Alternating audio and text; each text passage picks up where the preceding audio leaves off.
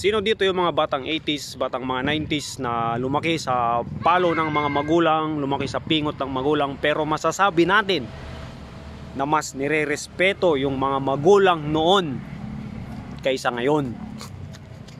Sama ka?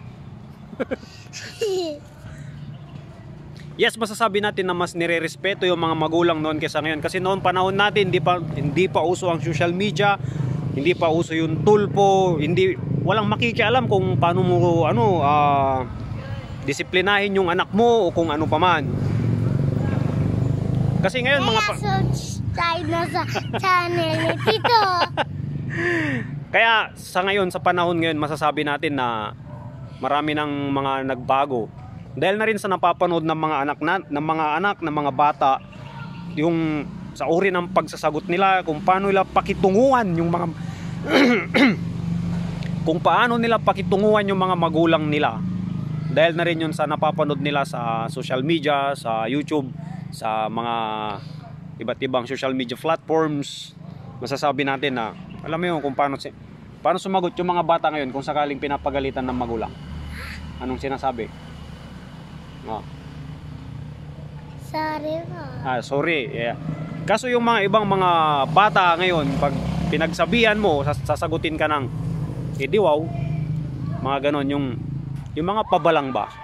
Noong panahon namin, pag sumagot ka ng pabalang sa mga magulang mo, sigurado merong naghihintay na palo sa'yo. Ngayon, paluin mo lang yung anak mo, marami nang masasabi, marami nang complain. Tapos kapag nakuhanan ka pa ng video, sasabihin nila, grabe naman magulang yan, ganito ganyan.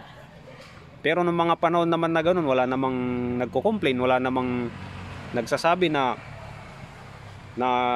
brutal yung pagpapalaki noon. Hindi sa pangingialam o ano, di ba? Napapansin ko ngayon, mas nasusunod yung mga anak kaysa sa magulang. Tapos pag didisiplinahin mo ngayon yung anak mo, parang pag didisiplinahin mo yung anak mo ngayon, parang kasalanan mo pa kung bakit dinidisiplina mo yung anak mo. Yung hindi mo maibigay, hindi mo magawa ng maayos yung gusto mong pagpapalaki dahil may mga pakialamero sa buhay, dahil may mga nangingialam kung paano mo nga disiplinahin yung anak mo. Pero nung panahon namin noon, pag kami dinidisiplina ng mga magulang namin, nandyan yung mga lolo-lola namin, sinasabi nila sa Pangasinan, gungunam diriam tanawot solom ya klasin ugaw, sabi nila. Pero sa ngayon, parang dahil nga hindi mo madisiplina ng maayos, mas lalong lumalaki o mas lalong tumitigas yung ulo ng mga bata.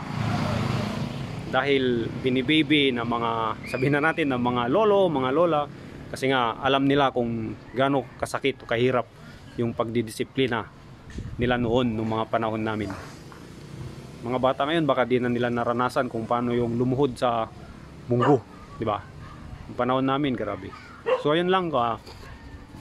Kayo, anong masasabi nyo? Anong naranasan yung klase ng disiplina noong panahon nyo, yung mga bata kayo?